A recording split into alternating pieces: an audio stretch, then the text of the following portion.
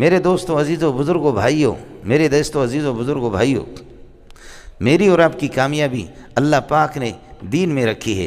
یہ دین میرے اور آپ کی زندگیوں میں کس طرح آ جائے، اس کے لیے بڑی محنت کی ضرورت ہے۔ اسی محنت کے سلسلے میں بقیہ نماز کے بعد بات چیت ہوگی، جم کر کے بیٹھ جانا، انشاءاللہ بڑا نفع ہوگا۔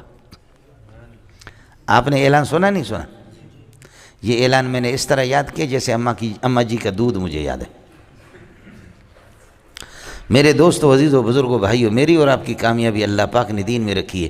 یہ سمجھے، یہ دین میری اور آپ کی زندگی میں کس طرح آ جائے، اس سلسلے میں یہ ہے کہ اس سلسلے میں بقیہ نماز کے بعد جیت ہوگی، بیٹھ کر کے جم کر کے بیٹھ جائیں، بہت بڑا نفع ہوگا انشاءاللہ۔ یہ ہے جی، آئے سمجھ؟ میرے دوستو عزیزو بزرگ، اب تحریف ہوگی۔ میرے دوستو عزیزو بزرگو، میری اور آپ کی کامیابی، میری اور آپ کی کامیابی اللہ پاک نے پورے دین میں رکھی ہے۔ یہ پورا دین میرے سمجھ میں نہیں ہے، یہ کب سے یہ پورا شروع ہو گیا، سمجھے؟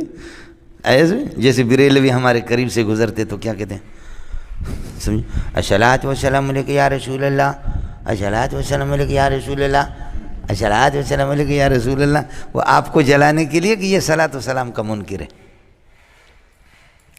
ہم لوگ ایک دفعہ حیدرآباد میں تو دیکھ کر کے الصلاۃ والسلام یا رسول اللہ سلام، میں نے کہا ہم رسول اللہ کہ آپ صلاۃ پڑھ رہے ہیں پر